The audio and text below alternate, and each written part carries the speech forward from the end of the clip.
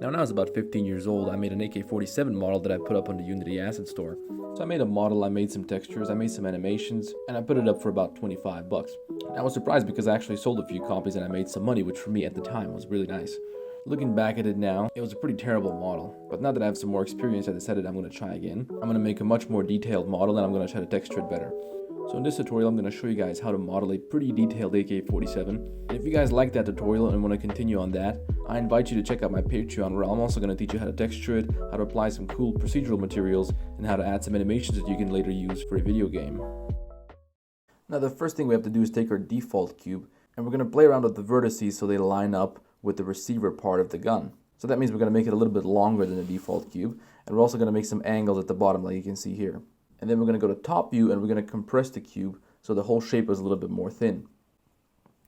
And then we're just going to take one face from the top of the cube, we're going to duplicate that and separate it into a new object.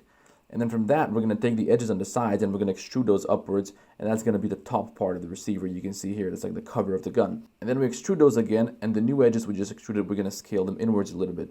And then we can play around with those from front view and extrude them out a little bit more, and that's going to give us roughly this shape that we need. Now we're going to line that up with the blueprint one more time, and then we're going to play around with some bevels to make this a little bit more round and realistic looking. And then let's just make sure this is the right length. We're going to extrude it so it goes all the way to the front of the gun right before the wooden handguard. Now we're going to create another plane here at the back, and we're going to put that under an angle, and we're going to extrude it a little bit, and then we're going to use that with a Boolean modifier to cut off a part of the back. And once we apply that, you can see we get this little slope in the back of the gun. And then we're going to add a new cube which we're going to use to create the iron sight here in the front. And let's just line that up with the blueprint. Then we're going to add some loop cuts, and we're going to delete some faces and vertices so we can get these sort of cuts which shape our iron sight. I'm going to get rid of the extra vertices and edges here, and then I'm going to add a little bevel to this corner that I made. And now you can see it has a nice round shape like it does in the picture. Now in the front end we also have another slope which is pretty much the same as the one we just made. So we're just going to add some more loop cuts and extrude that part and do the same thing. And then we take the edge at the bottom and we're going to add a bevel to that. And I'm also going to make a little slope in the front part of the iron sight. Now I'm going to add a new plane, and I'm going to bring out a mirror modifier in this one. And I'm going to use this little plane to make this little part of the iron sight you can see here. So we're just going to make a little sort of cube out of that little plane. And we're going to add one horizontal and one vertical loop cut. Now we can just delete the corner there and fill in the faces in between, and we get this sort of L shape. So I'm going to make that a little bit thinner, and we're going to play around with the edges at the top a little bit so it's a little bit more rounded. And I'm also going to round this part off. And now I need to add another little plane, and this is going to be the inner part of this piece. So this plane is just going to be a little bit more narrow than the one we made before. And we're going to do the same thing. We're going to extrude it up so it sort of fills in the shape. We shouldn't push it too far out so it doesn't clip through the shape we just made. And then we can join those two so they make a single object. And the last detail here is this little circle, so we're just going to add a circle and turn it around and make it small, and that's going to be it. And we're going to go back to the top of our iron sight, and now we're going to make some of these other details. And we're just going to make another plane which we're going to use from the side view to trace this other outline on top of the iron sight. And I'm going to do the same thing I did before. I'm going to add a vertical and a horizontal loop cut. I'm going to fill in the faces in between and get rid of the excess edges. And once I do that, I can just go ahead and add in a big bevel at the bottom again to make this sloped part. And let's just extrude this little bump here as well. And let's make that a little bit round like it should be. So now we're just going to narrow this down and bring it to one side of the iron sight, and then we're going to duplicate that and take it to the other side. Now after that's done, I'm also going to add another plane, and I'm going to use this plane to make this actual iron sight here, this little bar. You can see it has a hole in the middle, so I'm going to use a mirror modifier. I'm going to make one, and then that's going to mirror to the other side, so I have both parts of it. And we're going to go over to side view, and we're going to add some loop cuts, and we're going to make this bump on the iron sight. And this is the part that you actually look through. It has a dent in between, and then you line that up with the front part of the iron sight at the end of the barrel, and that's how you can aim with the gun. But we still want this little gap between the two parts of the iron sight, so we're going to extrude that part inside as well. And now at the end of the iron sight, you can see there's this kind of half ring which separates the metal part of the gun from the wooden handguard. So I'm just going to make a round shape there, which I'm going to make a little bit wider than the metal part of the gun. And I'm going to line it up with the blueprint so it's the right thickness and the right height as well. And then if I take the face at the end and I duplicate it, I'm also going to use that to make the upper part of the handguard because it's more or less the same shape. So I'm going to extrude that out and follow the blueprint there. And I'm going to make it a little bit more narrow and short on the end part. And I'm going to take this face at the end of the receiver. I'm going to duplicate that and separate it into a new object. And I'm going to use that one to make the bottom part of the handguard. And then I'm going to add some loop cuts to make this part that sticks out at the bottom here. So I'm just going to pull this edge down. And then if I delete the faces on the side, I can go ahead and add a mirror modifier again. And before I fill in the sides, I'm going to do the bevels here just so the bottom part is round enough to look realistic. I'm going to add some bevels to the sides of the handguard just so they're smooth and you can actually hold it without cutting yourself. I'm going to add some loop cuts here, and I'm going to use those to shape these holes in between the two parts of the handguard. So I'm just going to extrude in the face, and I'm going to add some bevels to the corners. But you can also do this with a Boolean modifier. Just take a sort of oval shape and put it in the middle and then cut a hole using a Boolean modifier there. I just felt it was a little bit more precise and easier to work with if I do it by hand. And I also wouldn't have to deal with any shading issues afterwards if I use a Boolean modifier. So then I can just fill that face with the edge at the bottom. And then we want the same shape on the upper part of the handguard, but this time I don't want to hand model it because the shape is a little bit different. It's not just a flat face on the side, so it'll be a lot harder to hand model it. And in this case, I'm going to do what I just said, and I'm going to use a Boolean modifier. So I'm going to duplicate this shape that I made for the holes, and I'm going to mirror it on the z-axis just so it goes upwards. Now before I do anything else, I want to make sure that my upper handguard is a little bit wider. So now if I just use this outline and make a solid shape out of it, I can fill it in. And this is going to be the part that I'm going to cut out, right? So I'm going to fill in the front and the back of the handguard as well as the bottom part. And then I apply a Boolean modifier with a difference, and then you can see that the part which I just made with the solid shape below is going to be removed from the handguard. And now that fits pretty nicely with the bottom part. Now I'm going to duplicate the two faces at the front of the handguard. I'm going to join those together to make this sort of ring, which is at the end of the handguard right before the barrel. I'm going to make that just slightly thicker than the handguard, and then I'm just going to fill it in. I'm going to add a circle to the front of this ring, and I'm going to use that to make the barrel. First, I'm going to make the upper part of the barrel. So I'm going to turn this sideways, I'm going to fill it in, I'm going to shoot it out, and I'm going to try to make it as close as I can to the blueprint. Now I have this little piece connecting the top barrel to the bottom barrel. And for that, I just created one cylinder. I deleted the faces in the front and the bottom. Then I duplicated the cylinder and I moved it up. And then I deleted a couple of faces from the top of the bottom cylinder and a few faces from the bottom of the top cylinder. Then I connected those with some more faces and I pushed the upper cylinder back. And then I just used a Boolean with a very large cylinder to cut off another sort of slope from the top of this piece. And then finally I'm going to make the bottom barrel, which is more or less just an extruded circle or a cylinder. Then at the end of this barrel I'm going to add another cylinder. I'm going to use that to make the iron sight. So I'm going to take some faces at the top of the cylinder. I'm going to extrude them up and line them up with the blueprint so they give me the shape of the iron sight. Now at the top here you can see it's a kind of circular shape. So I'm going to do that using some bevels. And as I always do, I'm going to add another cylinder here, which I'm going to use with a Boolean modifier to cut in the hole that you aim through. Now once I apply that, I just want to make sure that my iron sight from before lines up with this part. So if I go to rear view, I can see that it's kind of to the side. So I'm going to fix that up a little bit. Then I'm just going to mess around at the bottom here. I'm going to add in a little cube with some bevels.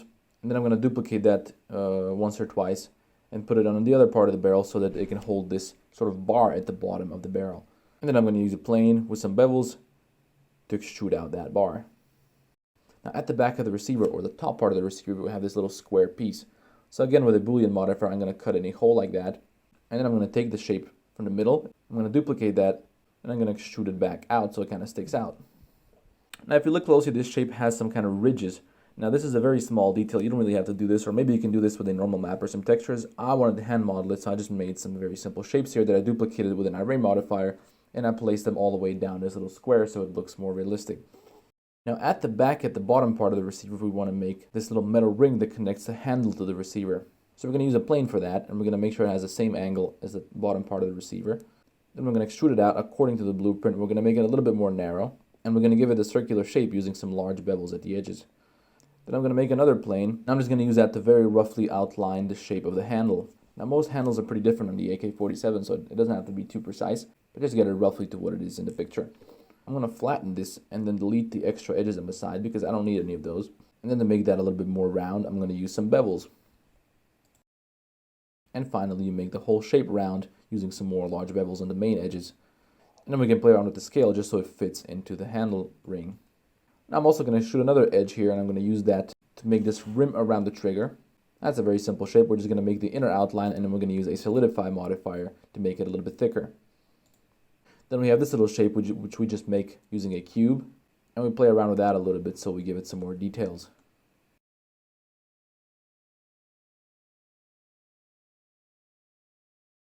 And we're going to duplicate an edge from the bottom part of this little shape, and we're going to use that to outline this little button here, which is used to get the magazine out.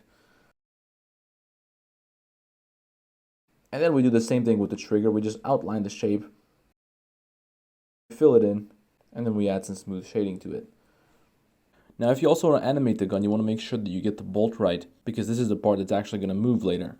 But it's pretty straightforward. I'm just going to make this object that I'm also going to use with a Boolean modifier to cut in the hole for the bolt. And now that we have the hole there, we can start making the actual bolt.